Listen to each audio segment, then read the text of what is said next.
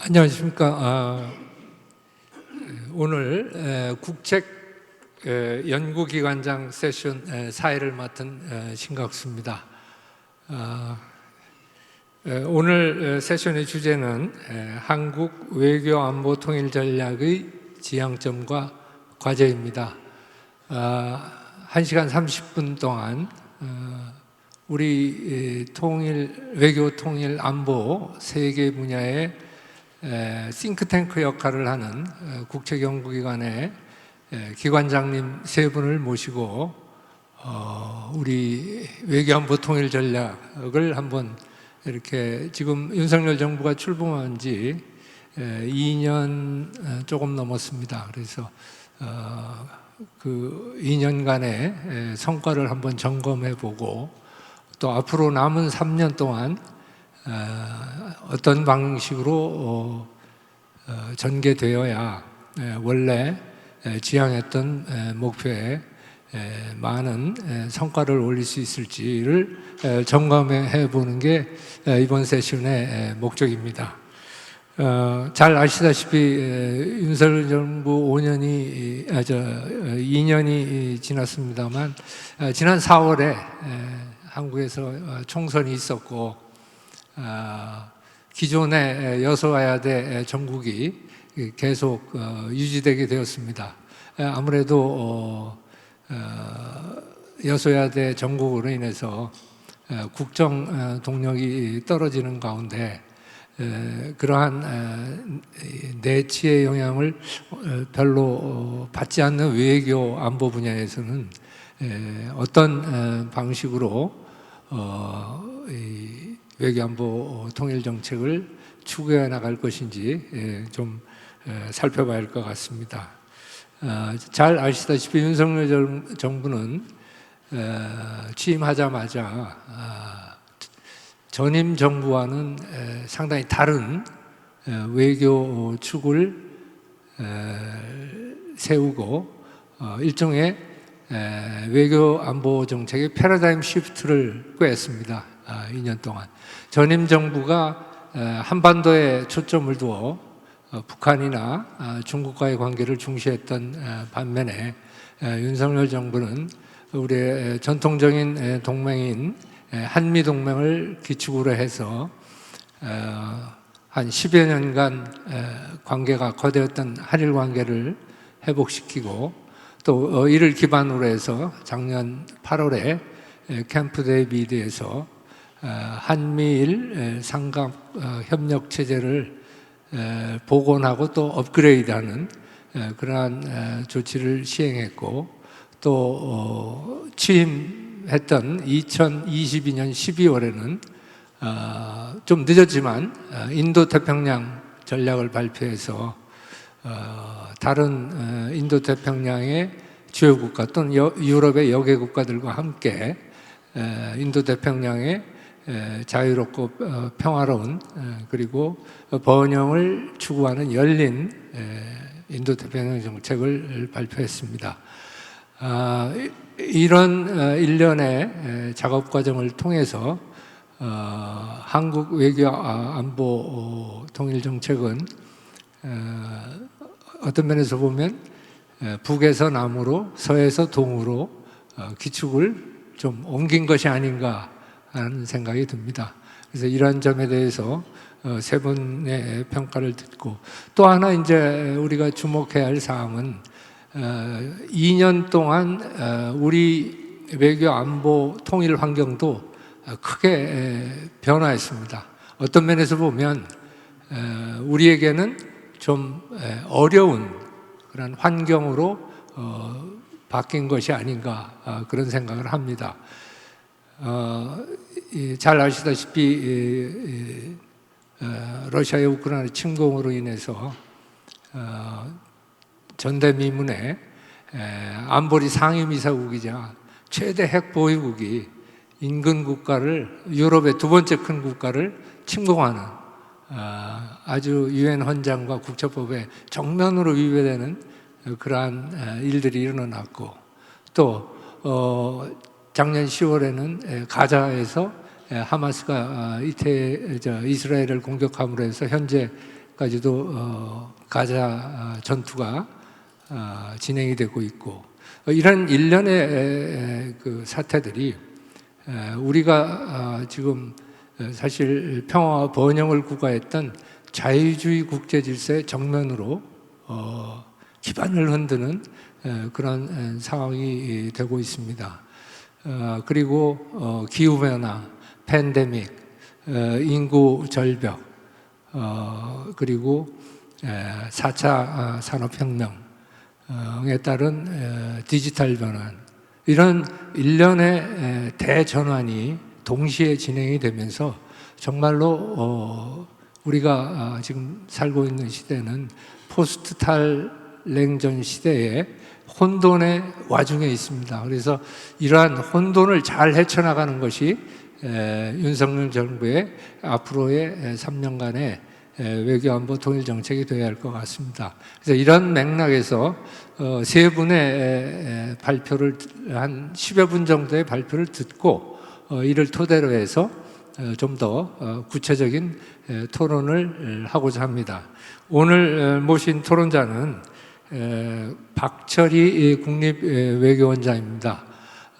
잘 아시다시피 박 원장님은 서울대학교 국제대학원 교수를 하시면서 우리나라에서 일본은 물론이고 외교 분야에서 상당히 경험을 쌓으신 분입니다. 그 다음에 김천식 통일연구원장입니다. 김 원장님은 통일부에서 차관까지 쭉 역임을 우리 나라에서는 아주 통일 분야 전문가로서 정평이 나 있는 분입니다. 세 번째 유성옥 국가안보전략연구원 이사장님입니다.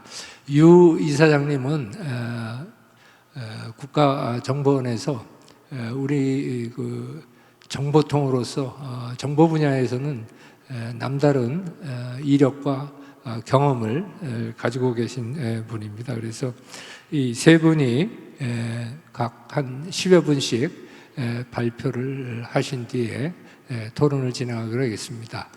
우선 박철희 원장님을 모시겠습니다. 예, 교수님 감사합니다. 오늘 제주 포럼에서 우리 국책연구원장들이 특별 세션을 가지게 된 것에 대해서 굉장히 기쁘게 생각합니다. 사실은 이 세 원장들이 역할 분담이 잘 되어 있기 때문에 저는 한국 외교에 대한 부분에 대해서만 주로 말씀을 드리겠습니다. 제가 말씀드리고 싶은 것은 지금 신각수 대사님께서 말씀하신 것처럼 한국 외교가 지금 돌이켜보면 상당히 지난 2년 동안 방향을 전환을 하면서 새로운 지평을 열어가고 있는데, 한국 외교의 지평의 변화라는 것은 어떤 성격이었는가라고 하는 걸 먼저 말씀을 드리고, 그것이 우리한테 가져다는 혜택이라는 것은 무엇이었는가, 그리고 지금부터 남아있는 과제는 뭔가에 대해서 주로 말씀을 드리겠습니다. 뭐 한국 외교가 변했다라고 하는 것은 전부 다 실감을 하고 계실 거고요. 그게 어떤 방향으로 변했는가, 저는 오늘 한 4가지 정도로 좀 변화가 이루어진 방향에 대해서 말씀을 드리겠습니다. 하나는 한반도에 갇혀있지는 말자 라고 하는 게 첫 번째 변화고요. 한반도의 문제를 해결함에 있어서도 북한하고의 양자의 대화와 교섭에 한정하지 않고 보다 더 넓은 틀에서 지역과 글로벌 사회하고 국제연대를 하면서 한반도 문제를 갖다가 해결하는 방향으로 방향 전환하는 것이 훨씬 큰 것이라고 생각합니다.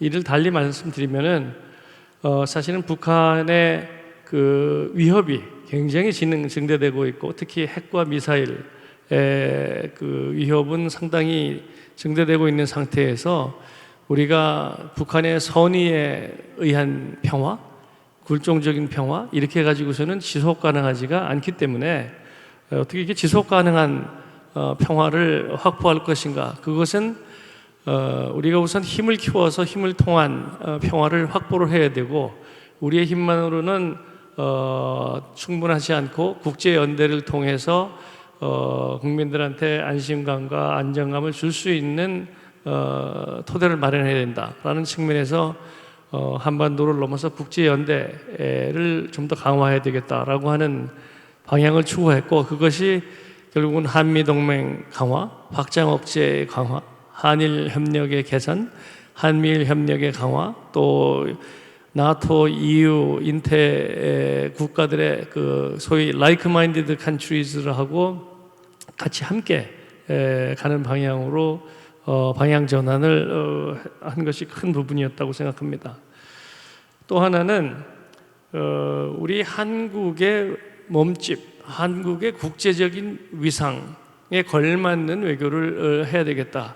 한국을 동북아의 소국, 약소국, 피해자 이런 방식으로 규정을 할 것이 아니고, 사실은 한국이 객관적인 데이터를 봐도 경제적으로 세계 10위에 해당하는 국가고, 무역으로 보면 뭐 6위를 이미 넘어서고 있다고 얘기를 하고 있는 정도의 국제적인 위상을 가지고 있기 때문에 좀 더 우리의 국격에 맞는 외교를 전개를 해야 되겠다라고 하며 생각을 하게 된 것이고, 그것은 한편으로는 외교의 지평을 훨씬 넓혀야 되겠다.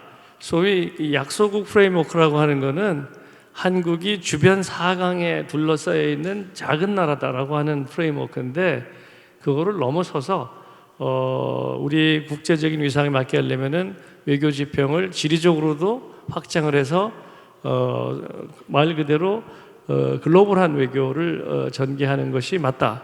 사실은 우리나라의 기업들이 이미 다 글로벌 사업을 전개하고 있기 때문에 정부의 외교도 글로벌하게 가는 건 어떻게 보면 당연하고 자연스러운 일이라고 볼 수 있고, 단순히 지리적인 확장에만 끝나지 않고 우리가 국제적으로 이 현대사에서 가져왔던 경험들에 대해서 국제사회에 기여할 수 있는 방안, 책임 있는 기여를 할 수 있는 것을 생각을 해야 되기 때문에 이 글로벌 사우스를 중심으로 한 국가들한테 충분한 지원도 하고 도와줄 수 있는 건 같이 도와주고 함께 할 수 있는 방안도 찾는 그런 방향에서, 아시겠지만 올해 가장 늘어난 외교부 예산은 ODA 예산입니다. 그만큼 40% 정도가 늘어났는데 국제사회에 책임 있는 기여를 할 수 있는 국가 외교를 해야 되겠다라고 하는 것이 그런 연장선상에서 나오고 있다고 보고요. 세 번째 변화는 너무 평화 안보 일변도의 단선적인 외교보다는 모든 영역을 포괄할 수 있는 복합 외교를 해야 되겠다. 그렇기 때문에 경제, 기술, 산업, 문화, 인문 이런 것들을 다 포괄하는 외교 방식으로 전환하고 있는 것을 쭉 보실 수 있을 겁니다. 그래서 정상회담 같은 것만 해도 그냥 뭐 평화 안정 이런 것만 얘기하는 게 아니고, 경제 안보, 공급망, 첨단 기술, 문화 교류, 인적 교류 이런 것들이 자연스럽게 다 포함이 되고 방위 산업 같은 것도 얘기하고요. 그런 측면에서 굉장히 포괄적인 복합적인 영역을 다루는 방식으로 전환이 됐다라고 말씀드릴 수 있고, 또 하나 마지막 말씀드리고 싶은 거는 한국이 국제사회에서 룰 테이커, 기존에 있는 룰을 그냥 받아들여가지고 수동적으로 적응하고 거기에 반응하고 이러하는 외교보다는 한국이 좀 더 적극적으로 가능한 부분에서는 룰 메이커의 역할도 하고 국제 협력을 증진하기도 하고, 또 지역에 있어서도 협력을 갖다가 촉진할 수 있으면 그런 역할도 수행하는 좀 적극적인 외교를 하자라고 하는 부분이라서, 올해만 해도 민주주의 정상회의 했고요. 얼마 전에 한일중 정상회의 했고, 다음 주에 한 아프리카 정상회의도 하고요. AI 정상회의도 했고, 이런 측면에서 한국의 역할을 굉장히 확대해 나가는 그런 부분을 추진하고 있습니다. 그거는 한마디로 얘기하면 글로벌 중추 외교라고 하는 걸 추진하고 있다. 한반도를 넘어서 글로벌로, 그리고 필연적인 역할로부터 좀 중추적 역할을 하는 외교 행위자로 한국을 다시 자리매김하는 방식으로 나아가고 있다는 것을 말씀을 드리고 싶습니다. 이게 네 가지 얘기하는데 시간이 너무 갔는데요. 간단하게만, 그게 그렇기 때문에 저는 이 부분들이 우리 윤석열 정부에 대해서 찬반이 많습니다만은 그럼에도 불구하고 지지를 하는 이유의 가장 부동의 1위는 계속 외교 안보였었습니다. 그만큼 그 부분에 대해서는 공감하는 분들이 많다는 부분이고, 저는 그 외교 안보를 비교적 잘 순탄하게 진행하고 있는 것이 많은 국민들한테 혜택을 주고 있다. 하나는 다들 그냥 당연하게 생각하지만 안보 불안감을 상당히 해소시켜줬다. 물론 지금 하고 있는 것이 충분한 건 아니지만 한미 동맹이 튼튼하고 확장 억제도 제공되고 한미일도 협력하고 유럽 국가들, 나토 국가들, 인태 국가들이 같이 함께 한다 그러면은 무슨 일이 금방 일어날 것까지는 않을 것 같다라고 하는 안심감을 안겨준 것은 사실은 모두 다 당연하게 생각하지만 커다란 혜택이라고 생각하고요. 그다음에 외교를 함에 있어서 사실은 기업의 시장 진출, 우리의 경제 영역 확대, 그리고 다방면의 그 새로운 기회 개척이라는 데 있어서 계속 나가 있고, 저도 바깥에 나가서 보면 그런 걸 직접 느끼는데요. 방산, 한류, 반도체, 배터리, 자동차 이런 부분에 대해서 이게 옛날에는 저 산업부 영역이라고 생각했던 걸 외교부에서 가지고 와서 적극적으로 밀어주고 있는 형태로 도와드리고 있습니다. 그리고 개발도상국 같은 데에 대한 원조를 통해 가지고 실제적으로 한국이 할 수 있는 영역을 늘려가고 있다고 말씀을 드리고 싶습니다. 과제가 있는데요. 제가 말씀이 길어졌기 때문에 나중에 좀 더 보완하는 형태로 말씀을 더 드리겠습니다. 예, 박 원장님 감사합니다. 우리 박 원장님 말씀 요지는 크게 이 네 개인 것 같습니다. 우리 한국 외교의 이 시야가 한반도에서 지역 세계로 넓어졌다. 두 번째가 한국도 그동안 국제적인 위상이 높아졌는데 거기에 걸맞는 외교를 추진했다. 세 번째로는 다양한 분야를 통합해서 엮어내는 복합 외교를 했다. 네 번째는 우리가 그동안 이 중견국가 내지는 좀 수동적인 그러한 외교를 했음에 비해서 좀 더 적극적인 외교를 통해서 룰 테이커에서 룰 메이커로 갔다라는 그런 네 가지 점에 대해서 말씀을 해주셨습니다. 진짜 우리가 보면은 이 외교 안보 분야가 윤석열 정부의 지지도에 제일 높은 수위를 차지하는 건 사실인 것 같습니다. 그렇기 때문에 더더욱 이 지금까지 성과를 보완해서 앞으로 나아가야 하는데 통일 분야에서는 어떤지 우리 김천식 원장님께 들어보겠습니다. 네, 감사합니다. 안녕하세요. 아까 소개해 주실 때 통일 문제 전문가라고 말씀하셨는데 요새는 통일 문제 전문가라는 얘기를 들으면서 면목이 좀 없습니다. 남북 관계 국민의 남북 관계가 점점 더 국민의 기대에 어긋나게 돼가고 있어서 이 문제를 계속 해왔던 사람으로서는 참 면목이 없고 솔직히 또 할 말도 별로 없습니다. 그러나 오늘 또 이렇게 자리가 주어졌으니까 좀 몇 말씀 드리겠습니다. 윤석열 정부가 출범하면서 맞았던 정세는 앞에 두 분께서 말씀하셨다시피 세계적인 질서 전환이 되고 있지 않습니까? 그래서 규칙에 기반한 자유주의 국제 질서와 힘에 의한 현상 변경 세력이 충돌하는 그런 속에서 우리가 어떤 방향으로 가야 될 것인가? 그것이 이제 남북 관계의 좌표를 설정하는 데도 대단히 중요한 그런 시점이 됐다고 봅니다. 두 번째로는 북한이 핵무장을 완성하고 거기에 그치는 게 아니고 그것으로 우리를 공격하겠다.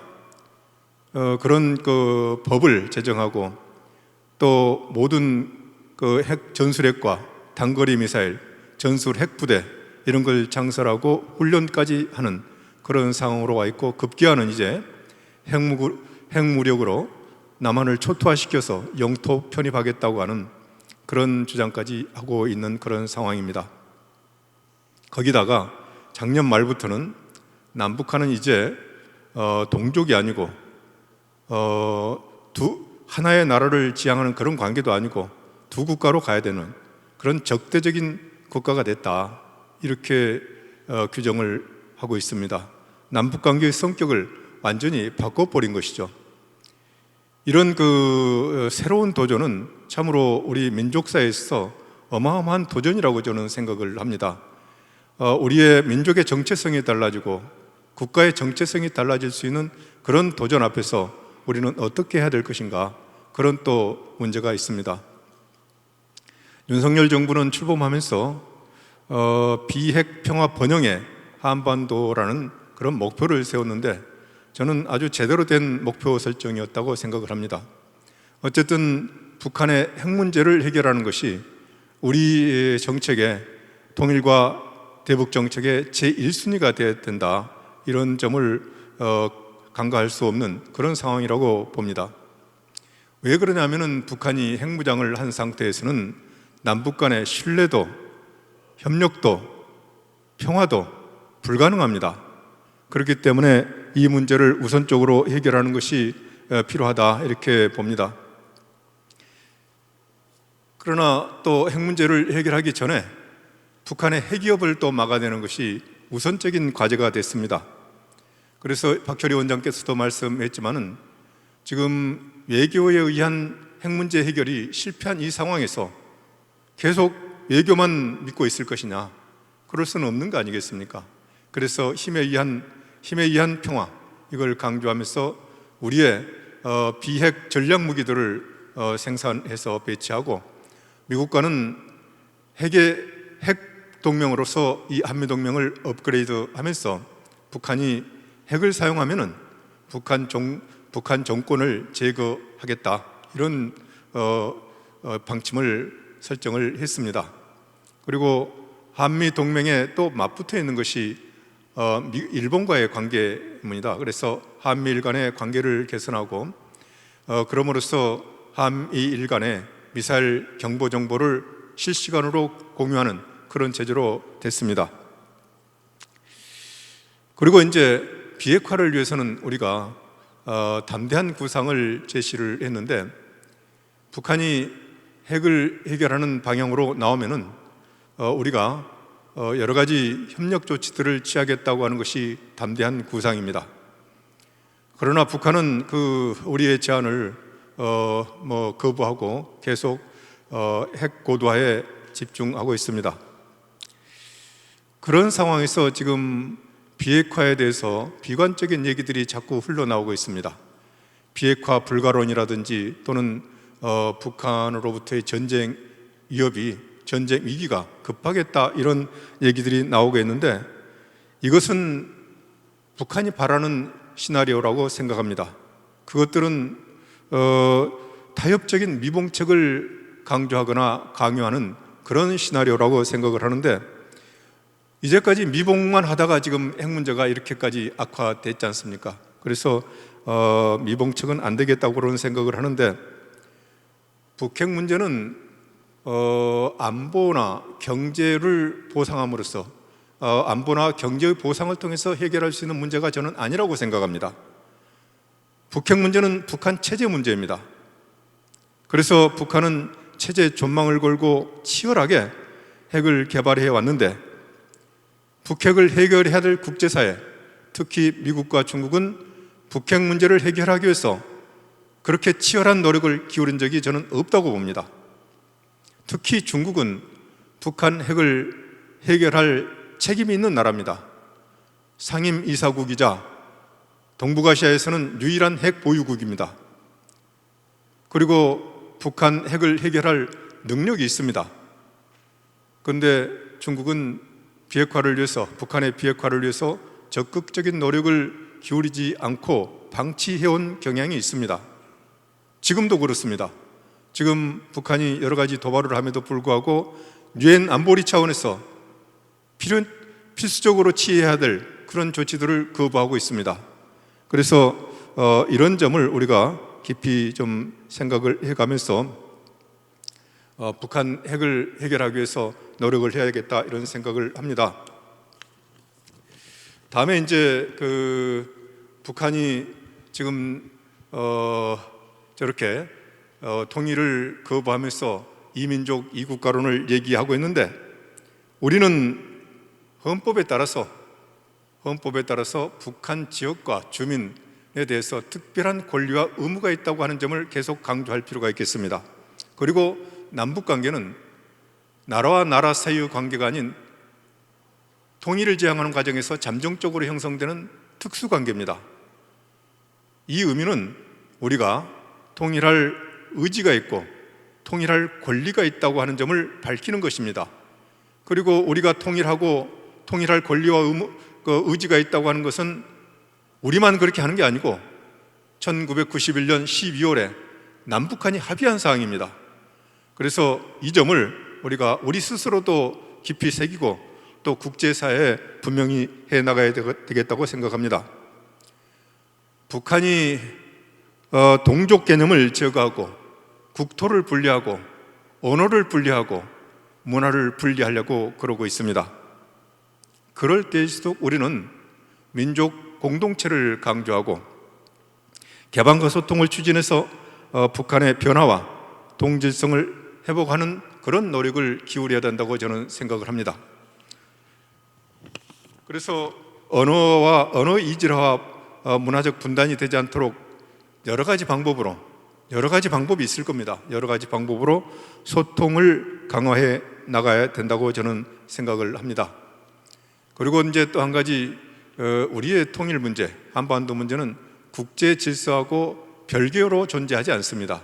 그래서 우리가 여러 가지 노력을 통해서 통일의 기회가 올 수 있도록 하고 통일의 기회가 왔을 때 우리가 그것을 잡아서 통일을 이루어갈 수 있도록 국제사회하고 협력하는 것이 또 필요하다 이렇게 봅니다. 그런 의미에서 작년 8월에 캠프 데이비드에서 한미일 정상회의를 개최했을 때 거기서 자유롭고 평화로운 통일 한반도를 지지하는 그런 합의를 했고 그것이 다른 여러 정상회담에서 계속 합의되고 있는 사항은 매우 고무적인 일이라고 생각을 합니다.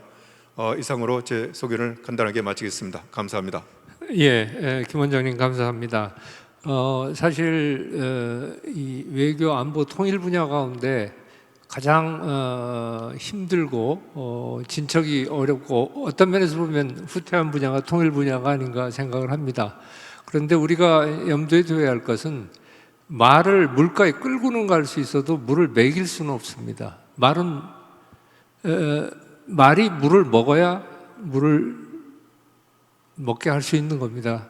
결국은 북한이 북핵 고도화에 매진하면서 남북 관계를 적대적 이 국가론으로 지금 몰아가고 있는 것 자체가 어떤 면에서 보면 남북 경쟁에서 이제 핵 문제를 빼고는 완전히 패배한 북한의 어떤 자구적인 그런 상황이 아닌가 하는 생각을 하고 아까 김 원장님 말씀대로 북핵에 대한 대응 그리고 문제 해결의 기회와 함께 통일의 기회를 차분하게 조성하는 그런 노력이 필요할 때인 것 같습니다.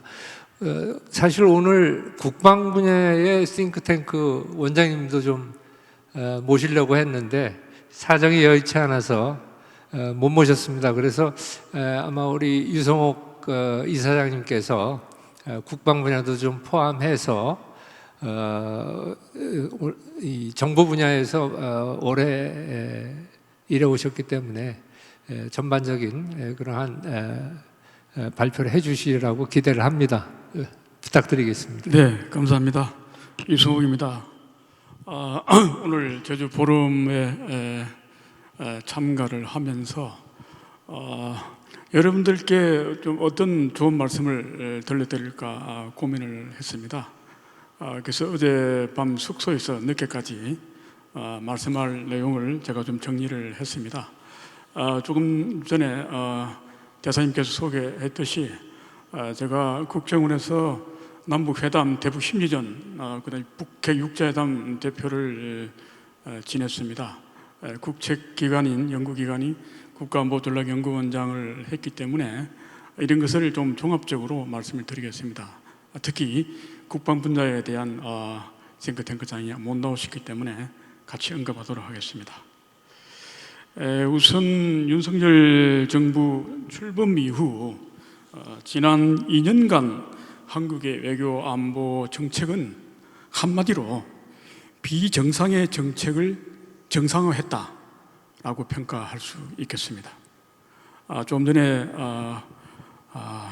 박철희 원장님께서 잘 정리하셨습니다만은 외교 분야에서는 우리의 가장 중요한 우방인 미국과의 동맹관계가 완전히 복구되고 강화되었습니다. 잘 아시다시피 워싱턴 선언을 통해서 핵을 포함하여 미국의 모든 역량을 총동원한 확장 억제를 확약하고 핵협의그룹 NCG를 신설하여 미국의 핵전략 기획 작전 운용에 있어 한국의 역할이 확대되었다는 점은 대북 핵 억제 측면에서 매우 의미 있는 성과였다라고 말씀드릴 수 있겠습니다. 또한 과거사의 발목이 묶여 한 발짝도 나아가지 못했던 한일 관계가 정상화되었다는 점도 우리 안보와 국익 측면에서 대단히 중요한 진전이었습니다. 12년 만에 한일 간 셔틀 외교가 부활되고 한미일 협력이 그 어느 때보다도 긴밀해지고 있습니다. 미래지향적이고 실용적인 대일 외교를 추진해 나갔다는 윤석열 정부의 정책이 결실을 맺어가고 있다고 할 수 있겠습니다. 중국과는 상호 존중과 호의에 입각하여 한중 관계가 건강하면서도 성숙한 관계로 발전하고, 또 러시아와는 국제규범에 입각하여 한일 관계를 안정적으로 관리해 나간다는 윤석열 정부의 대중러 정책이 잘 아시다시피 국제정치적 난관을 만나게 되면서 적지 않은 아쉬움도 남겼습니다. 한중 관계는 미중 간 전략 경쟁이 심화되면서 우리 외교도 그 여파에서 자유로워질 수 없었기 때문입니다. 그러나 며칠 전 4년 5개월 만에 한일중 정상회의가 개최되고 한중 정상회담을 통해서는 양국 관계를 발전시켜 나가기로 의견을 모은 것은 고무적이다라고 할 수 있습니다. 교착 상태에 있는 현재의 한일 관계는 러시아의 우크라이나 침공에 따라 국제사회의 대러시아 제재에 보조를 맞출 수밖에 없는 우리 정부의 입장이 반영된 결과입니다. 또한 러시아가 대우크라이나 전쟁 수행을 위해서 북한과 악마의 거래를 시작하면서 한일 관계가 더욱 어려운 상황에 처하게 되었다는 점에서 러시아의 결자 해지적 차원의 노력이 요구되고 있습니다. 윤석열 정부는 대사강 외교 외에도 인류 보편적 가치와 공동 이익에 기반한 적극적인 동아시아 외교를 전개하고 인도 태평양 전략의 체계적인 이행과 지역별 협력 네트워크를 구축함과 동시에 글로벌 차원에서 자유민주주의 수호와 지구촌 번영에 기여하는 선진국형 국제개발 협력을 추진한 것도 성과라 할 수 있겠습니다. 안보 국방 분야에서는 확고한 한미동맹의 완전한 복원 강화에 힘입어 그동안 중단되다시피 한 한미연합 기동훈련을 재개하는 등 싸워서 이길 수 있는 강군 육성에 주력하였습니다. 압도적인 한국형 삼축 체제 능력을 강화하고 전략사령부를 창설하여 북한의 핵미사일 도발에 대비한 억제 대응 역량을 배가하였습니다. 또한 국방 분야에서는 국방 혁신을 통해서 AI 등 과학기술에 기반한 첨단행의 방위 역량을 강화하고 있습니다. 우주, 사이버, 전자기 영역의 작전 수행 체제를 구축하고 혁신, 개방, 융합의 국방 R&D 체계를 마련하여 한국형 전략 전강 프로세스를 정립해 나가고 있습니다. 특히 범정부 방산 수출 지원 체계를 수립하여 방산 산업을 국가 안보와 경제를 견인할 수출 전략 산업으로 육성하고 첨단 전력 건설과 방산 수출 확대에 선순환 구조를 마련한 것도 중요한 성과라 할 수 있습니다. 윤석열 정부 출범 첫 해인 2022년만 해도 최근 5년간 방사 수출액 평균의 5배 수준인 총 173억 달러의 방산 수출을 기록하는 등 방산 수출에서 가장 사상 최대 규모의 성과를 달성해 나가고 있습니다. 조금 전에 김천식 원장님께서 말씀하셨습니다마는 대북 통일 분야에서는 현재의 남북 관계가 매우 어려운 상황에 처해 있는 것은 사실이지만 윤석열 정부는 비핵 평화 번영의 한반도라는 비전하에 비핵화와 남북 신뢰 구축의 선순환, 상호 의존에 기반한 남북 관계 정상화, 북한 주민의 인권 정진과 고통의 해소 등을 중점 과제로 설정하였습니다. 어떠한 남북 관계 상황에도 윤석열 정부는 원칙과 상호주의에 입각하여 정상적이고 상식적인 남북 관계를 정립해 나간다는 전략 기조를 유지해 오고 있습니다. 지난 정부에서 북한은 우리 국민과 정부를 핵무기의 인질로 포획해 두고 대남 갑질 행위를 일삼아 왔던 것이 사실입니다. 2018년 4월 남북 정상 간 판문점 선언에서 합의하여 우리 비용으로 건설했던 남북 공동연락사무소를 북한이 전격 폭파했음에도 제대로 항의조차 하지 못하고 대북 전단 살포를 중단하라는 김여정의 협박에 놀라 이른바 김여정 하명법, 즉 대북 전단 금지법을 제정했던 것과 비교하면 윤석열 정부가 당당한 대북 정책을 추진하고 있는 것만으로도 매우 큰 의미가 있다고 하겠습니다. 북한에 대해서 비핵화해라, 북한 주민의 인권을 보장하라는 요구조차도 북한의 눈치를 보느라고 당당하게 요구하지 못했던 시기와는 대조가 된다고 하겠습니다. 저는 정부에서 일하면서 오랫동안 남북 정상회담 등 북한과의 협상에 참여한 경험이 있습니다. 그 경험을 통해서 볼 때 북한에 대해서 할 말을 제대로 못하고 북한의 비만을 맞추어 이룬 화려한 남북 합의는 남북 관계의 진실을 심각하게 왜곡시킴으로써 결국에는 남북 관계를 후퇴시키고 중붕에 들게 한다는 사실을 강조하고 싶습니다. 윤석열 정부에서는 비록 남북 간의 가시적인 합의나 진전은 없었지만 북한으로 하여금 우리의 요구가 무엇인지, 그들이 남북관계 발전을 위해서 가장 우선적으로 해야 할 일이 무엇인지를 당당히 요구함으로써 이를 알게 하는 대북 정책은 중장기적으로 볼 때 남북관계를 건강하고 상식적으로 만드는 매우 중요한 발판이 될 것으로 생각합니다.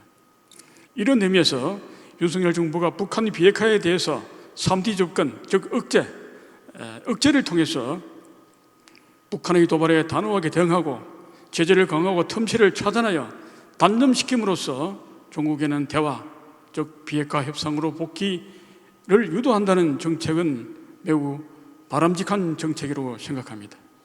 또한 담대한 구상을 통해서는 북한이 진정성을 갖고 비핵화 협상에 복귀할 경우에는 북한 주민의 민생을 개선할 수 있는 초기 조치를 취하고 비핵화 로드맵이 마련되면은 비핵화 진전에 발맞춰서 경제, 정치, 군사 분야를 아우르는 포괄적인 조치를 단계적이고 동시에 이행하게 됨을 제안한 것도 매우 전략적이고 유연한 접근법이라 평가됩니다. 문제는 북한의 호응인데 비록 당장은 북한이 핵을 포기할 생각으로 협상에 임하지는 않겠지만 북한으로 하여금 핵무장이 체제 생존이 아니라 체제 멸망의 길이라는 점을 확실히 인식시키게 되는 시기가 도래올 경우에는 담대한 구상이 현실화될 가능성이 있다고 저는 생각합니다. 이와 함께 윤석열 정부는 지난 정부와 차별하게 북한 주민의 인권 정진 활동을 지원하고 대내외 협력을 강화하기 위한 구체적인 조치를 취해 나가고 있다는 점도 우리의 대북 정책이 정상화되고 있다는 반증이기도 합니다. 우리 헌법상 대한민국 국민인 북한 주민의 인권과 행복권을 외면하는 것은 반헌법적, 반통일적, 반인도적인 일이기 때문입니다. 이외에도 윤석열 정부는 핵심 공급망 위기 대처 능력의 확보 등 글로벌 경제 안보 대응 외교를 강화하면서 사이버 보건안보, 국가 대테러 등 신안보 이슈 분야의 안보 역량을 강화해 나가고 있습니다. 윤석열 정부가 지난 2년 동안 외교안보 통일 분야에서 분명한 성과와 원칙을 확립하게 된 것은 자유평화 번영에 기여하는 글로벌 중추 국가를 외교안보의 비전으로 설정한 데서 비롯됩니다. 윤 정부는 이를 위한 3대 국가 안보 목표로서 국가 주권과 영토의 수호 및 국민의 안전 증진, 한반도 평화와 미래 통일 준비, 동아시아 번영의 기틀 마련과 글로벌 역할 확대를 제시하고 이를 이행하기 위한 분야별 전략 기조를 명확히 설정하였기 때문입니다. 자, 그러나 출범 3년 차를 맞는 윤석열 정부의 외교 안보 정책은 적지 않은 대내외 도전에 직면하고 있습니다. 2024년 5월 현재의 대내외 정신은 윤석열 정부가 출범한 2년보다 훨씬 악화된 상황입니다. 주지하다시피 북한은 2022년 9월 핵무력 정책법을 제정하여 핵무기의 선제 사용 조건을 명시함으로써 유사시 임의의 시간에 대남 핵 선제 공격이 가능함을 법제화하였습니다. 23년 12월 당 중앙위원회 8기 9차 전원회의 확대회의를 통해서는 남북관계를 적대적이고 교전 중인 두 국가 관계를 규정함으로써 대남 정책의 근본적인 방향 전환을 선언하였습니다. 또한 금년 1월 최고인민회의 10차 전원회의에서는 김정은은 시정연설을 통해 대남 통일 노선 전환의 법적 제도적 개선 방안을 마련하고 대한민국을 불변의 주적으로 헌법에 명시할 것과 대한민국을 완전히 점령 수복 편입할 것을 지시하였습니다. 이는 북한이 기존의 민족 공정 평화 통일 노선을 두 개 국가 정책으로 전환하고 핵 강국이라는 자신감에서 그동안 은폐해왔던 그들의 무력을 통한 적화 통일 노선을 급기야 공개 전명한 데 따른 것이라고 생각합니다. 또한 북한은 경제난 지속에 따른 주민들의 불만과 남한풍의 급속한 확산으로 사회적 동요가 심화될 경우에는 체제 위기를 외부로 돌리기 위해 대남 도발을 감행할 가능성이 더욱 높을 것으로 전망됩니다. 어제 오늘 북한이 풍선을 통해 우리 지역에 오염을 투하하고 GPS 교량 공격을 감행한 것도 대남 도발의 빌미를 만들기 위한 고도의 심리전이자 전쟁 유인 작전의 일환으로 평가됩니다. 한편 우리 내부적으로는 22대 국회에서도 여소야대 정국이 계속되는 가운데 여야의 극단적 대립으로 인해 초당적인 외교안보 통일 정책 추진이 힘들어져 윤석열 정부는 더욱 큰 어려움에 처할 것으로 전망됩니다. 대외적으로는 러시아 우크라이나 전쟁이 장기화되고 이스라엘 하마스 전쟁의 중동 확전 조짐과 대만 외교 위기 고조 등 국제 정세는 2차 세계대전 이후 최고의 불안정과 불예측의 국면으로 치닫고 있다고 평가됩니다.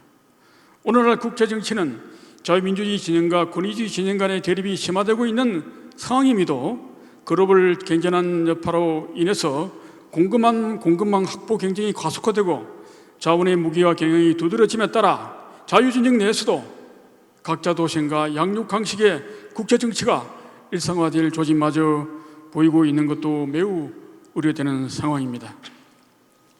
이 같은 정세를 고려하여 우리 정부는 미 대선에서 미국 우선주의를 내세우는 트럼프가 당선될 경우에는 주한미군 주둔비의 대폭 정액, 주한미군 철수론이 대두되고 트럼프, 김정은 간 제2의 브로맨스가 재현되는 등 트럼프 리스크에도 대비해야 하는 이중의 과제를 우리 윤 정부는 안고 있습니다. 이에 따라 윤석열 정부는 대내외 도전과 위기를 극복하고 국가 안보와 국익 창출의 보다 가시적인 성과 거양을 위해서 제2의 정부 출범이라는 비정한 각오로 외교안보 정책을 발전시키고 재정비해 나가야 할 것입니다. 이를 위해 몇 가지만 말씀을 드리겠습니다. 첫째, 감히 북한이 무력 도발을 엄두도 내지 못하도록 튼튼한 안보 태세를 확고히 해 나가야 할 것입니다. 굳건한 한미 동맹 체제를 보다 공고히 하면서 대북 핵 확장 억지력을 한층 공고하기 위해서 워싱턴 선언에 내실 있는 후속 조치와 핵 협의 그룹의 실효성을 높여 나가야 할 것입니다. 둘째, 한미 한일 간의 협력을 강화하면서도 우리의 자각력을 획기적으로 높여나가는 외교안보 정책을 강구해야 할 것입니다. 우리의 자각력 강화 노력에는 독자 정찰 능력 확보와 핵 추진 잠수함 개발, 독자 핵무기 개발을 위한 인프라 구축 등 게임 체인저급 대책을 강구해 나가야 할 것입니다. 셋째, 북한 비핵화 노력을 지속 전개하면서도 김정은 정권의 근본적인 변화를 이끌어내기 위한 보다 정교한 대북 심리전 전개 등 본격적인 북한 체제 전환 유도 전략을 추진해야 할 것입니다. 넷째, 미 대선 이전에 트럼프 리스크에 대비하는 플랜 B를 마련해 나가야 할 것입니다. 플랜 B에는 우리 안보가 최악의 상황에 처할 수 있다는 가정하에서 트럼프의 방위비 정액 요구, 주한미군 철수 압박, 한국을 바이패스하는 방식의 미국 간 직접 담판 등 가상 시나리오에 대한 대책을 마련하면서 미 전술 핵무기 재배치, 한반도식 핵 공유, 독자 핵 무장 등 핵능력 구비를 위한 모든 옵션을 적극 검토해야 할 것입니다. 다섯째, 북한 도발을 비호 고무시키고 있는 북중러 연대를 약화하기 위한 보다 적극적이고 전략적인 대중러 정책을 강구해 나갈 필요가 있습니다. 마지막으로 우리 국민들에게 보다 가까이 다가가는 소통의 외교안보 통일 정책을 추진해 나갈 필요가 있습니다. 이렇게 함으로써 국민의 전폭적인 지지와 공감을 통해서 여야가 극단적으로 대치하는 우리의 극혐 후진 정치의 강을 넘을 수 있는 지혜를 발휘해 나가야 하겠습니다.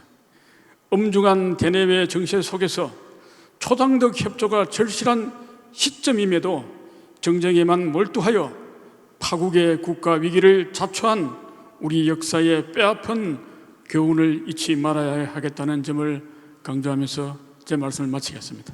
감사합니다. 예, 유 이사장님, 예, 감사합니다. 굉장히 포괄적으로 말씀을 해주셨는데 제가 뭐 요약은 하지 않겠습니다.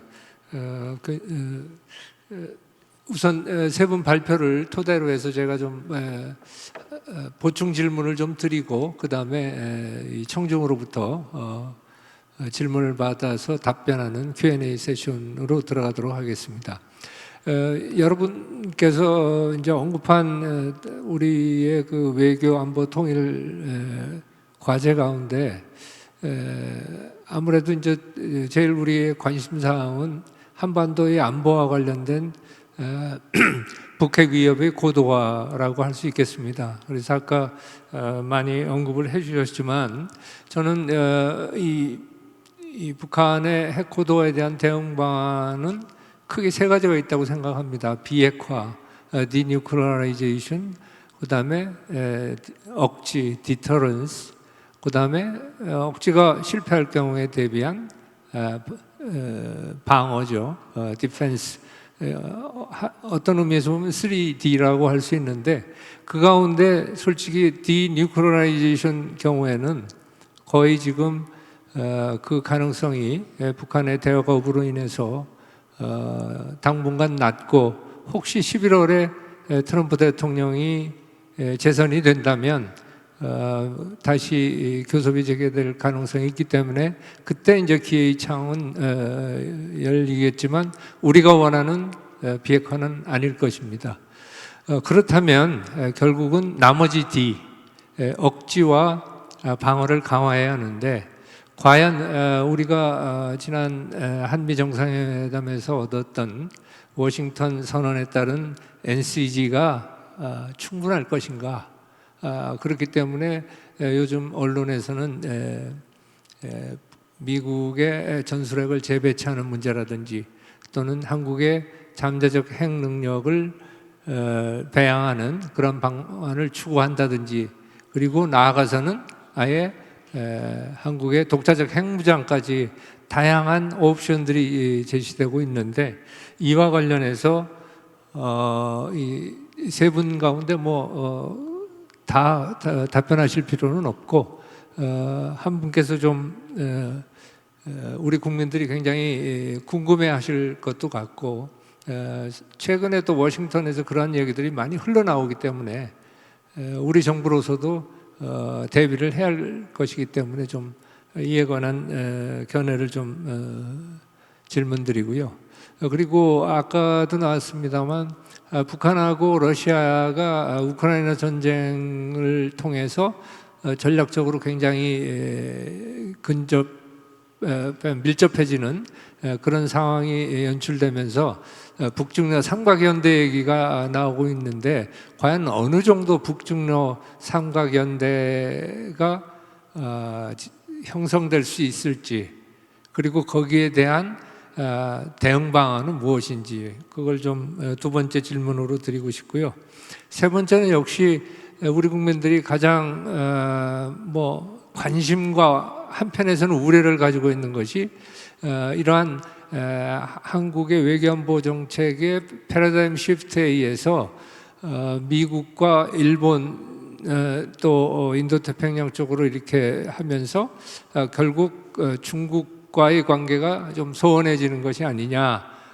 마침 이제 한일중 정상회담이 열려서 어느 정도는 해소됐지만 사실 한중 관계를 어떻게 잘 관리해 갈 것인가에 대한 관심들이 많습니다. 그래서 그 점에 대해서도 좀 답변을 부탁드리고요.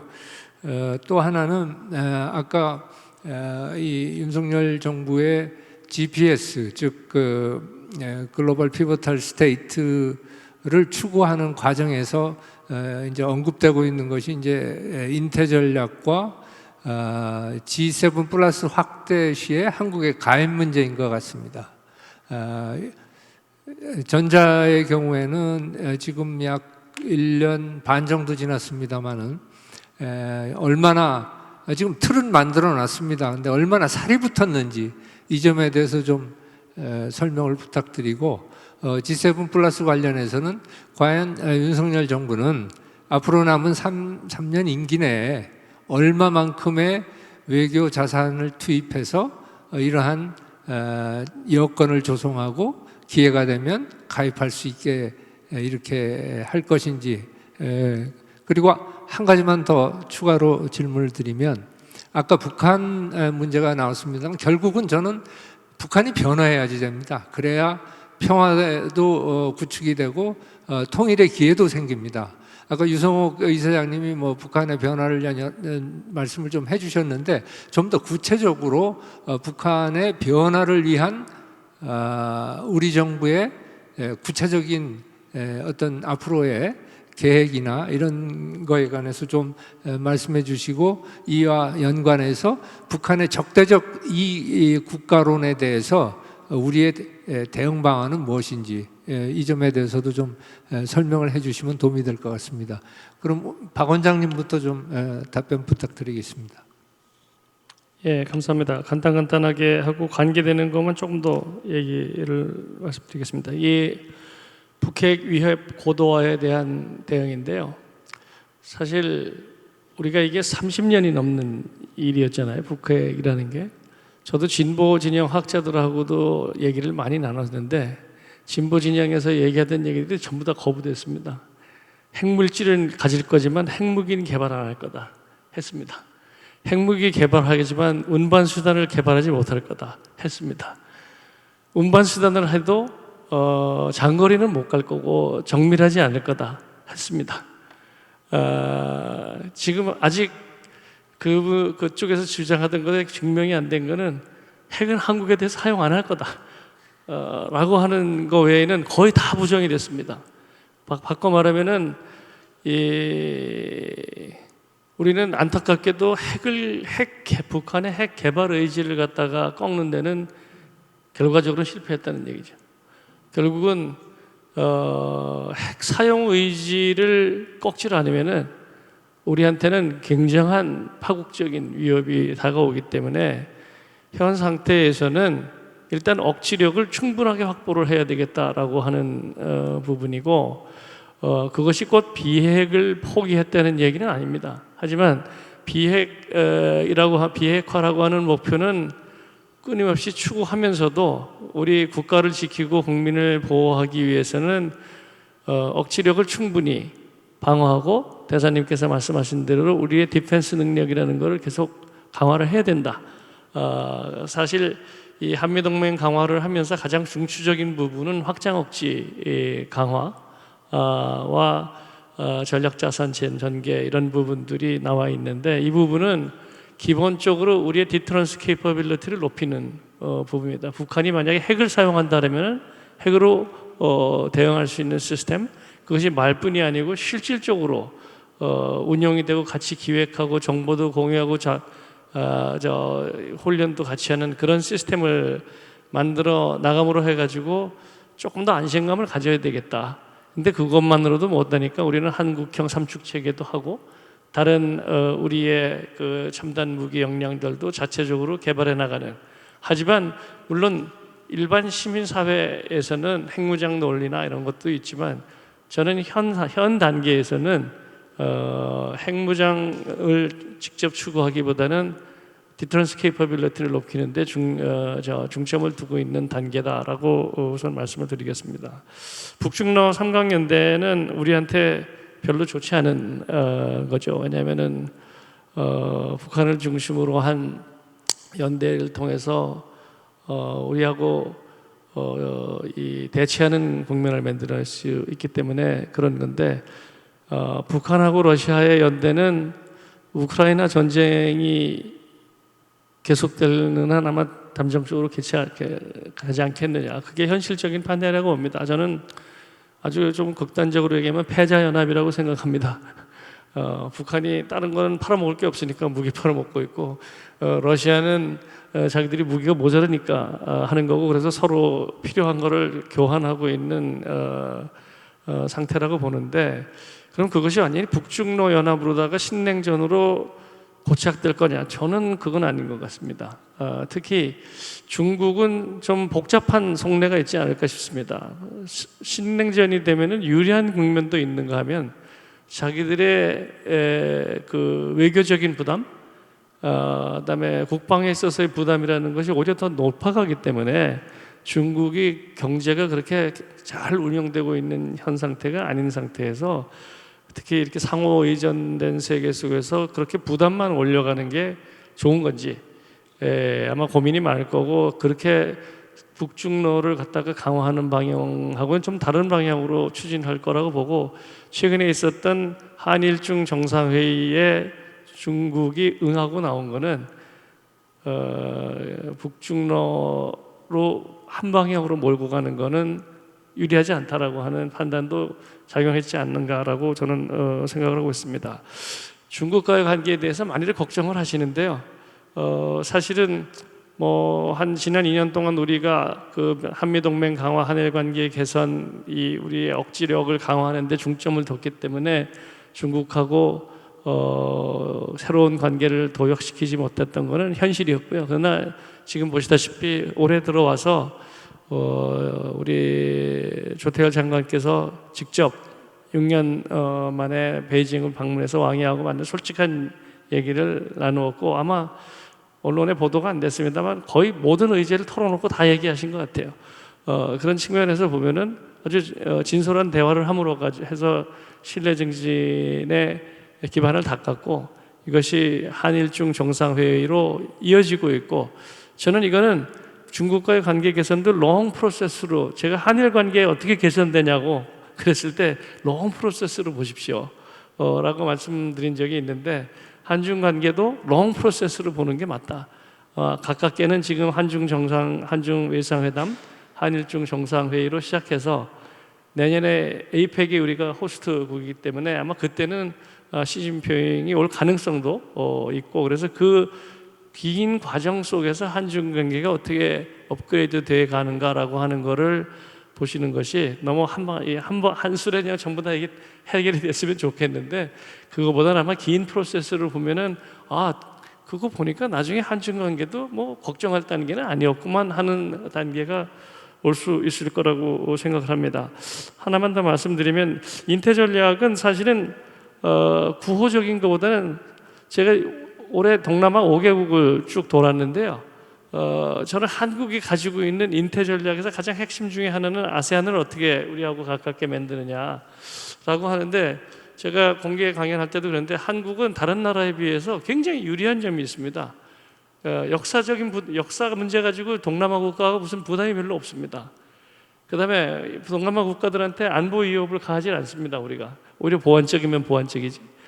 그 다음에 우리가 경제적으로 그들을 위압해 가지고 무슨 착취를 하거나 그럴 가능성도 별로 없고, 그것도 보완적입니다. 이렇게 여러 면에서 보완적이고, 저희들이 만들어냈던 그 한 아세안 그 솔리더리티 이니셔티브 카시라고 하는 거는 사실은 그 액션 플랜이거든요. 100가지의 액션 플랜인데, 각 국가에서 되다 보면 자기들하고 할 수 있는 게 너무 많고, 우리도 계속 개발해 나가고 있고 점점 구체화시키고 있는 단계이기 때문에, 그 부분은 점점 더 선언적인 부분에서 실질적인 구체화된 협력으로다가 앞으로 계속 나올 거라고 생각을 합니다.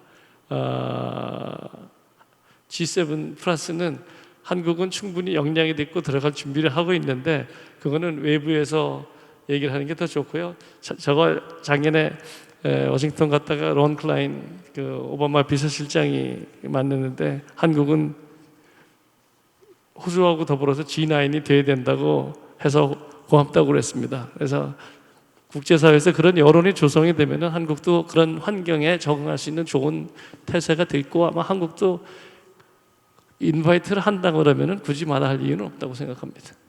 예, 감사합니다. 이 G7 플러스를 질문 드렸던 것은, 솔직히 우리가 OECD 가입한 이후에 쭉 그 우리 국제 위상이 올라가면서 지금 저는 우리가 선진 도상국에 있다고 생각합니다. 어드밴스드라기보다는 어드밴싱 스테이트고, G7 플러스를 통해서 우리가 어드밴스 스테이트로 이렇게 업그레이드 되는 일련의 프로세스, 과정이라고 생각을 합니다. 그래서 그런 차원에서 질문을 드렸고, 자, 김철식 원장님 답변 듣겠습니다. 예, 뭐 어려운 또 좋은 질문을 해주셨는데, 저는 몇 가지만 좀 간추려서 말씀을 드리겠습니다. 첫 번째 질문 취지가 사실은 지금 북한이 핵으로 도발하겠다고 하는데, 이걸 실질적으로 억제할 수 있는 조치들이 뭐냐, 이제 이렇게 이해를 하겠습니다. 저는 그 문제에 있어서는 세력 균형이라는 차원에서 보고 있습니다. 북한은 남북 간에 세력 균형이 무너졌을 때 무력을 행사합니다. 그게 이제 6.25고, 또 60년대 미군이 물러난다고 그랬을 때 그때 또 도발적인 태도를 취했습니다. 세력 균형이 무너지지 않는 한 북한은 도발할 수 없다. 그리고 북한도 상당히 겁이 많은 나라입니다. 나라가 아니고 체제입니다. 어쨌든 그 북한도 자기 그 김씨 정권을 유지하는 것이 제1의 목표거든요. 그런데 도발을 하면은 김씨 정권, 김정은 정권이 몰락할 가능성이 무척 많습니다. 그렇기 때문에 함부로 도발할 수 없다. 그리고 지금 작년에 이제 한미 정상회담을 통해서 북한이 도발하면은 북한 정권을 제거하겠다고 얘기를 했는데, 일종의 이제 그 해구산 이론인데요. 세계사에서 핵무기가 실제로 쓰인 적은 한 번밖에 없고, 그 다음에 해구산은 검증된 바가 없습니다.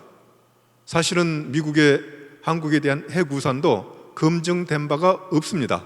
그러나 저는 미국의 핵우산을 신뢰합니다. 왜 그러냐면은 주한미군이 있는 한 북한은 도발할 수가 없습니다. 핵을 사용할 수도 없습니다.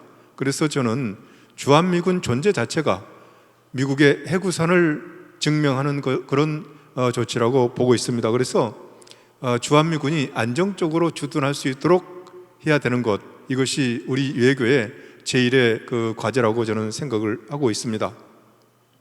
또 한 가지 이제 북한이 이제 핵으로 우리를 초토화해서 영토 편입을 하겠다고 그러는데 그런 조건이 있습니다. 주한미군이 철수하고 우리 내부에서 엄청난 혼란이, 분쟁이, 분란이 일어났을 때, 그랬을 때 북한은 그 조치를 실제로 할 겁니다. 실제로 할 겁니다. 그러나 주한미군이 존재하고 우리 국민들의 결의가, 그러니까 북한의 도발에 대해서는 우리가 확고하게 대응하겠다고 하는 결의가 있는 한 북한은 도발할 수가 없을 것입니다. 그리고 도발을 했을 경우에는 우리가 실제로 김정은 정권을 제거할 수 있는 그런 능력을 보유하고 있어야 됩니다. 지금 그런 방향으로 노력을 하고 있다고 생각을 하고 있습니다. 다음에 중러 북한의 삼각공조가 어디까지 진행될 것인가, 그 문제는 저는 북한을 중심으로 해서 보겠습니다. 북한은 기본적으로 다른 나라들을 신뢰하지 않습니다. 중국도 신뢰하지 않고 러시아도 신뢰하지 않습니다. 그래서 그 중국이나 러시아하고 관계를 너무 밀접하게 가져가기 않기 위해서 많은 노력을 기울였습니다. 그런데 그럼에도 불구하고 중국에 대한 무역 의존도가 100%가 되어버렸습니다. 그것은 북한이 핵을 개발하고 핵으로 도발하고 그렇기 때문에 그렇게 된 겁니다. 그런데 김정은은 그 상황이 엄청나게 위험하다는 점을 알고 있습니다. 또 실질적으로 북한 정권을 이어받는 가장 중요한 존재는 중국 공산당입니다. 그걸 경계하기 때문에 북한은 중국의 그 압도적인 영향권에서 벗어나기 위해서 여러 가지 노력을 합니다. 저는 러시아의 그 필요도 있었겠지만은 북한 김정은 정권의 필요에 의해서도 북한과 러시아의 관계 개선이 필요했다고 저는 보고 있습니다. 그렇게 해서 중국에 대한 압도적인 의존도를 좀 낮춰야 된다, 그런 측면에서 노력을 했다고 생각을 하고 있고요. 그래서 북중러가 한미일처럼 그렇게 결합하는 그런 상태로까지는 갈 수가 없는 그런 구조적인 한계가 있다고 보고 있고, 다음에 이제 중국과 러시아는 그것도 둘 사이도 엄청나게 불신이 깊은 나라 아닙니까? 60년대 말에 한때 핵전쟁까지 또 고려했던 그런 관계이고, 또 그 영토적인 그런 걸로 보면은 러시아는 지금 중국이 무서울 겁니다. 지금 이 동북 지역에 많은 영토를 중국이 아주 세하게 쥐고 있을 때 러시아가 뺏어간 그런 지역인데, 거기에 대한 그 중국의 고토 수복에 대한 그런 생각도 있을 것이고, 또 러시아가 지금 중국보다는 워낙 취약해졌기 때문에 거기에 대한 두려움도 있을 것입니다. 그리고 실제로 지금 그 중국은 과거에 러시아의 영토였던 중앙아시아에 본격적으로 진출하고 있습니다. 이런 것도 러시아로서는 대단히 좀 싫은 그런 일일 텐데, 결국은 지금과 같은 중러 관계가 계속 가면은 러시아는 중국에 완전히 종속되는 그런 관계로 갈 텐데, 러시아가 그걸 원하겠느냐? 지금 상황이 여의치 않아 가지고 잠시 그럴 뿐이지, 중러 관계도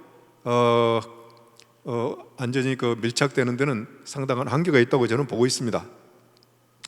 다음에 이제 북한의 비핵화를 위한 우리 구체적인 계획들이 무엇이 있느냐, 이제 뭘 할 수 있느냐, 이렇게 질문을 주셨는데, 탈냉전 되면서 북한이 제일 먼저 취한 조치가 완전한 폐쇄입니다. 완전한 단절이었습니다. 그렇게 해서 외국에 나가 있던 모든 유학생들도 불러들이고 그랬었던 것이죠. 그렇게 해서 제가 봐서는 김정은 시대 때는 그런 폐쇄가 외부와의 단절이 좀 가능했던 그런 시기라고 봅니다. 그리고 그 뭐 노무현 대통령도 개방과 뭐 이런 얘기했다가 김정일한테 혼난 적이 있는데, 어쨌든 북한 정권으로서는 개방이라고 하는 것을 엄청나게 그 두려워하는 그런 일이고, 그게 어느 정도까지는 성공해 왔는데, 제가 봐서는 김정은 정권 들어와서부터는 그게 좀 어려워지고 있다, 이렇게 보고 있습니다. 그 어려워지고 있다는 증거가 사실은 스마트폰의 보급입니다. 그래서 요새 한류가 엄청나게 보급되고 있다는 거 아닙니까? 지금 한류가 보급되고 있습니다. 어느 정도 보급되고 있느냐? 자기들의 체제 위협을 느낄 정도로 위협받고 있습니다. 그런 걸 보면서 저는 서울 거리에서 젊은이들이 북한 노래를 부르고 북한 방송을 들으면서 그걸 복사해서 돌리고 또 북한이 더 좋은 나라다 이렇게 얘기하고 다닌다면은 대한민국 정부가, 대한민국 체제가 안전하겠습니까? 무척 흔들릴 겁니다. 사실은 80년대 그런 일이 있었습니다. 우리 운동권에서 소위 주사파 중심으로 운동권이 북한의 여러 가지 문건들을 돌리고 또 북한의 지시에 따라 가지고 체제 전복을 하려고 하는 그런 시기가 있었습니다. 그때 뭐 우리가 공직 생활을 그때 했기 때문에 아는데, 대한민국 정부는 엄청난 위기를 느꼈습니다. 지금 북한이 그런 지경에 있는 거 아닌가. 그래서 두 국가론을 얘기를 했다고 저는 보고 있습니다. 이제 북한 주민들한테 이제는 남한에 대해서 관심 끊어라, 이런 거 아니겠습니까 지금? 그래서 이제 적대적 이국가론에 대해서 우리가 어떻게 대응을 했으면 좋겠느냐까지 이제 질문을 주셨는데, 남북관계는 기본적으로 적대적이기 때문에 적대적이었습니다. 분단 이후 지금까지 뭐 가끔 남북관계가 좋은 것처럼 돼 있었지만은 그때도 적대적인 관계가 기본적인 관계였습니다. 왜냐하면은 남북관계는 휴전 관계고 상대방을 향해서 수십만의 군대를 배치해 놓고 있는 그런 관계입니다. 이게 적대적인 관계가 아니고 무엇이겠습니까? 그래서 뭐 좀 에피소드가 있었지만은 기본적으로 적대 관계입니다. 그래서 남북 관계를 적대 관계라고 한다고 해서 남북 관계의 성격이 달라진 건 아니다 이렇게 보는데, 중요한 것은 두 국가론이죠. 북한이 지금 두 국가론을 얘기하고 있습니다. 더 나아가서 지금 이민족을 얘기하고 있습니다. 그것은 뭐 여러분이 다 알다시피 북한이 체제 경쟁에서 완전히 패배해서 이제는 북한 주민들이 동족이라고 생각하는 것이 오히려 북한 체제를 위협한다고 생각하기 때문에 그런 것이죠. 동족이라고 생각하기 때문에 북한 주민들이 남한은 왜 저렇게 같은 동족인데 잘 사는데 우리는 이렇게 자유롭지 못하고 못 사느냐, 이런 의문을 제기할 겁니다. 결국은 체제 문제로 돌아가는 것이죠. 이 체제가 잘못했기 때문에 그렇다, 이렇게 돌아가는 것입니다. 그래서 우리는 북한이 이국가를 얘기한다고 해서 거기에 덩달아 가지고 우리도 뭐 이국가로 가자 이렇게 얘기하는 사람들이 있는데, 그 아주 잘못된 것이라고 저는 생각합니다. 아주 잘못된 것입니다. 이국가로 얘기하는 사람들은 아주 잘못된 사람들입니다. 우리가 이 국가로 가면은 평화롭겠습니까?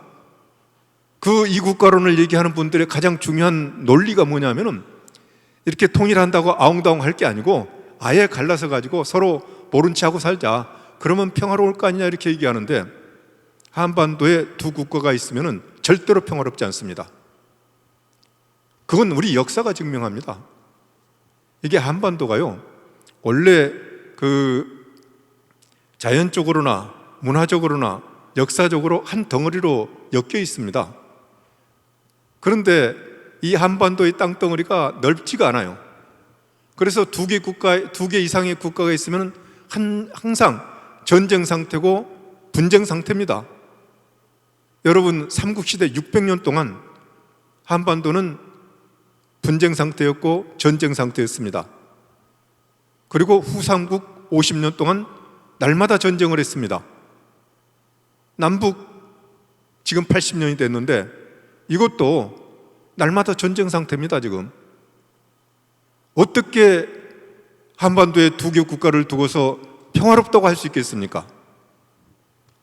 저는 이 국가론을 얘기하는 사람들은 역사도 모르고 앞으로 우리 민족의 장래도 걱정하지 않는 이상한 사람들이라고 저는 생각합니다. 제가 좀 극언을 해서 미안합니다만은 예. 그렇습니다. 예, 감사합니다. 감사합니다. 우리 유 이사장님, 저 지금 시간을 감안할 때 5분 내로 좀 짧게 좀 네, 정리해 감사합니다. 주시면 우리 청중들과 좀 Q&A 세션 갖도록 하겠습니다. 예. 감사합니다. 북핵 문제는 우리가 희망적 사고로 보면 안 됩니다. 반드시 북한 현실을 봐야 되고요. 북한의 핵 정책은 기본적으로 기만에 근거하고 있습니다. 모택동이 가장 많이 읽었다는 손자병법의 기본은 기만이거든요. 북한은 계속 쏘겨왔는데 국제사회는 쏘긴 겁니다. 다시는 북한의 기만에 넘어가면 안 되겠다는 생각이고요. 북한이 핵을 갖게 되는 것은 가점으로 오는 이익이 있어요. 이익, 동기. 그 핵 확산에 보면 모티베이션 시어리라고 동기 이론이 있습니다. 핵을 가질 필요 때문에 동기 때문에 가지는 거거든요. 핵을 가질 필요가 없게 동기를 없애야 됩니다. 그게 핵 보유의 동기를 없애버리는, 상쇄시키는 전략을 해야 됩니다. 그래서 북한이 핵을 가져봤자 아무 필요가 없구나 하기 위해서 우리도 핵을 가져야 됩니다. 그게 확장 억제력이든 자체 핵 무장이든 전술 재배치든, 그래서 북한의 핵을 상쇄시켜야만이 제대로 된 비핵화 협상이 된다 말씀을 드리고 싶고요. 북중러 3강 연대는 저는 별로 오래 못 갈 것이라 봅니다. 왜냐하면 러시아와 중국이 지금 현재 국제 정치에서 취하고 있는 입장이 다릅니다. 중국은 굉장히 인게이지가 되어 있습니다. 국제사회와. 러시아는 다르죠. 그리고 지금 러시아와 중국은 사실은 불편한 동거를 하고 있고, 지금 중국이 헤어질 결심을 지금 하고 있다고 생각합니다. 그 헤어질 결심을 할 수 있도록 우리가 역할을 해야 된다는 말씀을 드리고 싶고요. 대중관계는 중국이, 제가 육자담하면서 들은 이야기, 항상 이런 이야기 합니다. 구동존이 하자. 구동존이 같은 것을 자꾸 다른 것은 남겨주다 하는 게 중국의 기본 전략이기 때문에 한중간에 겹치는 부분, 좀 로우 폴리틱스 부분을 좀 더 협력해서 조금 더 고차원의 정치, 군사적인 하이 폴리틱스로 스필오버 시켜 나가는 그런 전략이 필요하다 생각을 합니다. 북한 변화도 마찬가지로 보는데요. 우리가 김일성 죽었을 때, 또 김정은 사망했을 때요, 김정일 사망했을 때 북한은 꼭 붕괴하기를 봤죠.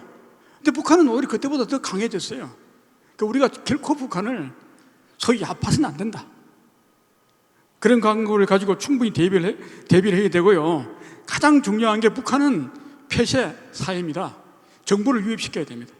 그래서 북한 주민들 스스로 안에서부터의 변화가 일어날 수 있도록 우리가 고취시키고, 그 대북 심리전을 하고요. 또 밖에서 우리가 줄탁동시, 병아리가 닭에서 깨어나듯이 안에서 병아리가 쪼고 밖에서 음야당이 쪼아줘야 됩니다. 줄탁동시를 해줘야 됩니다. 국제사회가 지속적으로 인게이지하면서 압박하고 제재하고, 또 북한 내부적으로는 북한 주민 스스로 북한 제재, 특히 MZ 세대를 중심으로 북한 제재의 변화를 가져갈 수 있도록 해야 된다는 말씀을 드리고 싶고요. 그 다음에 이제 적대적 국가론, 김철식 원장님 말씀에 전적으로 공감을 합니다. 북한이 적대적 남북관계, 무력 통일을 이야기할수록 우리는 반대로, 우리는 통일지향적이다, 우리는 평화지향적이다, 대화를 위한 통일이라고 대비를 시킬 때 북한의 실체가 드러나고 북한이 고립입니다. 우리가 제주 평화포럼이라고 하지 않았습니까? 우리는 평화지향적이고 대화지향적이다 라는 점을 통해서 통일지향적인 우리 정부의 정책을 북한과 대비시킴으로 해서 북한 스스로 국제사회에서 고립이 되고, 그것이 북한 주변에 알려짐으로 해가지고 김정은 정권으로는 우리의 미래가 없겠다라는 인식을 시켜줄 수 있는 대북 정책이 굉장히 중요하다는 말씀을 드립니다. 이상입니다. 예, 간결하게 답변해 주셔서 감사드립니다. 자, 그러면 이제 청중으로부터 질문을 우선 3개 받고 시간이 되면 더 진행을 하겠습니다. 질문하실 분은 본인 성명을 간단히 말씀하시고 간결하게 좀 질문을 해주시면 고맙겠습니다. 앉아서. 예, 앉아서 하시면 됩니다. 예, 제주대학의 명예교수는 강근영입니다. 우리 박철희 원장님께 간단한 질문 올리겠습니다. 예, 오랜만입니다. 좋은 말씀 잘 들었고요. 많이 배웠습니다. 저는 이제 지금 미국 내에서 상당히 그 고립주의 무드가 커진다라고 보고 있고, 또 그러기 때문에 이러한 고립주의의 여론이 트럼프 지지를 상당히 지지하고 있다고 보고, 이번 11월 선거에서 트럼프가 되든 안 되든 바이든이 되더라도 이 고립주의 무드 영향을 많이 받을 것이라고 보는데, 특히 만약 이제 트럼프가 된다고 우리가 가정을 한다면, 지금 우리가 아까도 많은 말씀이 나왔습니다만은 주한미군 철수하겠다 할 수도 있다는 얘기도 했었는데, 이게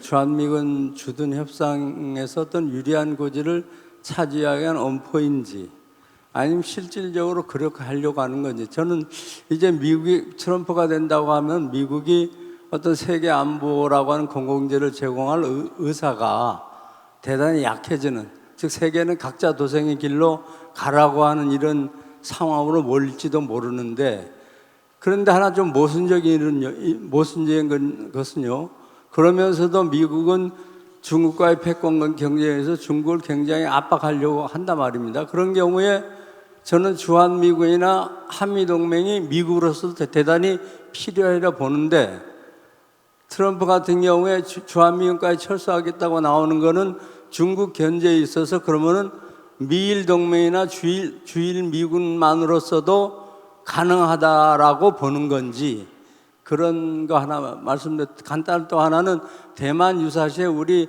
한국의 포지셔닝은 어떻게 해야 될 건지, 그 얘기를 예. 질문 드리겠습니다. 감사합니다. 예, 강 교수님 감사합니다. 다음 분.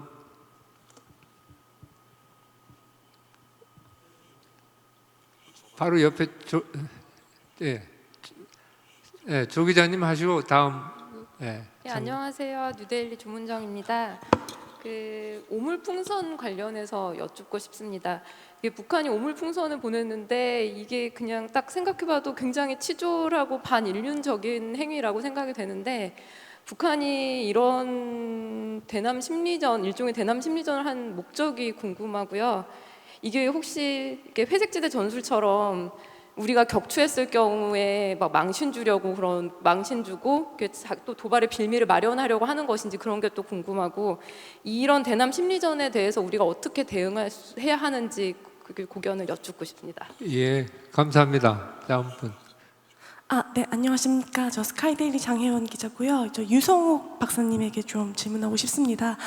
제가 이제 전술핵 재배치나 핵무장론 관련해가지고 이 논의가 나오게 된 배경을 좀 추적해 보니까, 실제 핵실험 당시에 이제 우리나라가 소형화한 전술핵 탄두가 달려 있는 이제 단거리 탄도 미사일에 만약에 이제 노출이 될 경우에는 사실상 지금 가지고 있는 다층 방공망이 이를 100% 막을 수가 없다고 하더라고요. 그래서 제가 좀 간략하게 질문을 드리고자 하는 바는, 지금 국정원에서 좀 근무하신 걸로 알고 있는데, 북한의 지금 전술 핵 탄두에서 소량화 되어져 있는 부분이 어느 정도인지를 좀 알고 계신지, 그리고 실제 핵실험이 만약에 있다면은 그게 언제쯤으로 가늠이 되시는지, 그다음에 마지막으로 우리나라에서 지금 최근에도 이란 이스라엘 사태에서 이런 방공망 취약점 부분에 있어서 좀 다른 군사 전문가들이 이야기하고 있는 캄드에서의 우리나라가 단거리 탄도미사일, 순항미사일 KN-23, 24, 25 정도 어느 정도 막을 수 있을 것이라고 보시는지 좀 답변 부탁드립니다. 감사드립니다.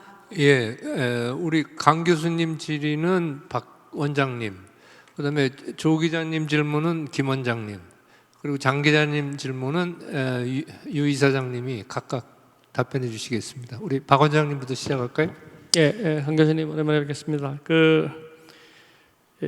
미국의 고립주의, 트럼프의 등장 가능성, 이게 가정적인 상황이라서 제가 답변을 드리는 게 적절할지는 모르겠는데, 전부 다 트럼프에 대해서 걱정을 하는 거는 여러 가지가 있지만 두 가지 같아요. 굉장히 unpredictable하다. 어떤 입장이 그냥 길바닥에 쭉 가는 게 아니라 왔다 갔다 한다는 거하고, 또 하나는 모든 걸 거래와 협상의 테이블에 전부 다 올리려고 그런다.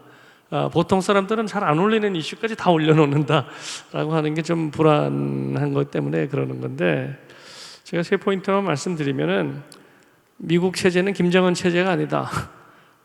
트럼프가 대통령이 된다고 해서 자기 마음대로 움직일 수 있는 시스템은 아닐 거라고 저는 생각을 합니다. 물론 한미동맹에 대해서 여러 가지 주한미군을 포함해서 말은 꺼내겠지만 거기에 미국의 의회라든지 국무성, 국방성이라든지 싱크탱크라든지 이런 데 다 보면은 한미동맹에 대한 강한 지지를 표명을 하고 있기 때문에 물론 트럼프의 의사를 갖다가 어떻게 할 수는 없겠지만 그렇게 간단하게 일방적으로 이 방향이 정해지지 않을 것 같다는 말씀을 드리고요. 두 번째는 지금 말씀하신 대로 중국이 공화당의 지금 캠프들이 민주당보다도 중국을 더 위협으로 생각하거든요. 위협과 경쟁자로 생각하는데 만약에 한국에 있는 동맹을 약화시키거나 주한미군을 철수한다는 건 논리적인 모순입니다. 자기들한테도 더 힘을 키워야 되는데 있는 카드를 버린다라고 하는 거는 미국의 이익을 위해서도 그렇게 바람직한 선택은 아니라는 걸 언젠가는 금방 깨닫게 될 거라고 생각하고요. 세 번째는 우리는 이제 이쪽에서 자꾸 피해자 프레임워크가 있어가지고 우리 한국의 최대 피해자가 되는 거 아니냐라고 하는 우려들이 많이 있는데 우리가 대비는 해야 되지만 만약에라도 트럼프가 등장했을 때 그런 가능성이 실현화된다 그러면은 우리는 거기서 뭘 얻을 수 있고 새로운 기회창이 뭘 열을 수 있는가라는 적극적인 사고를 하는 게 훨씬 더 낫다고 생각합니다. 대만 문제는 제가 외교부 현직에 있어서 공개적으로 말씀드리기는 그렇고 잘 들여다보고 있고 분석도 하고 있다. 두 가지는 아니다.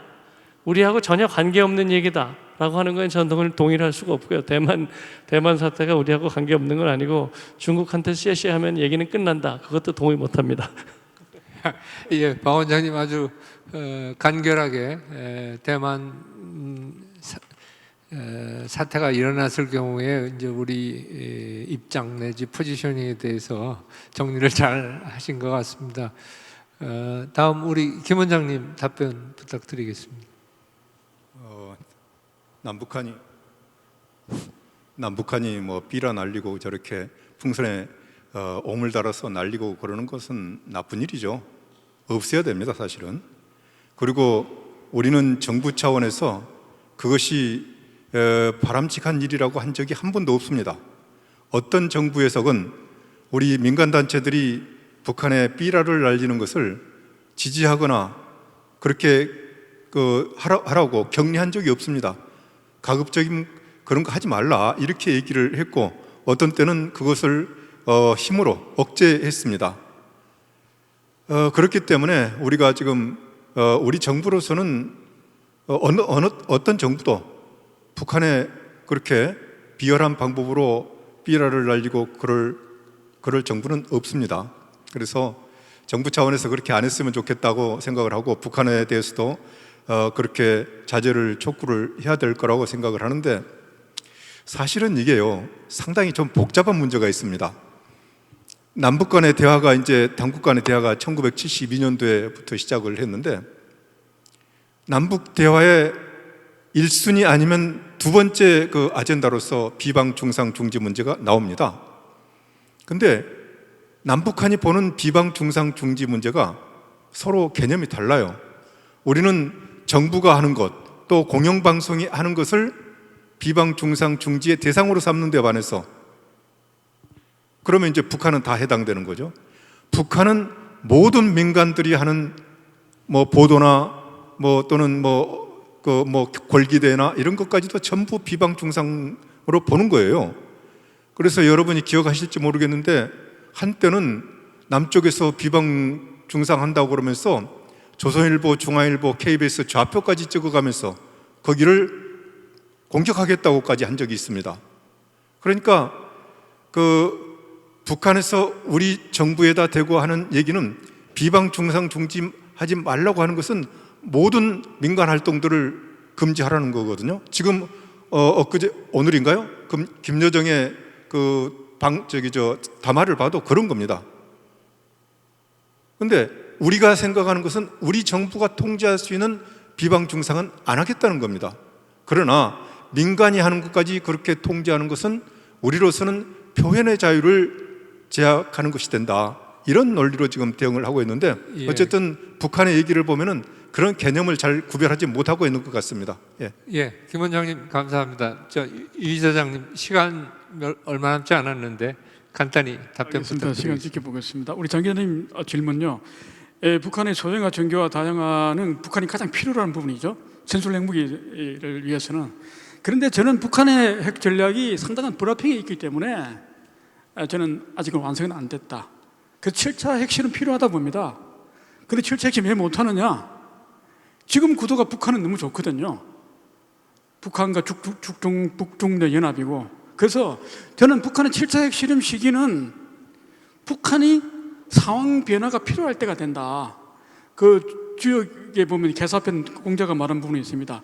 역궁적 변이 있습니다.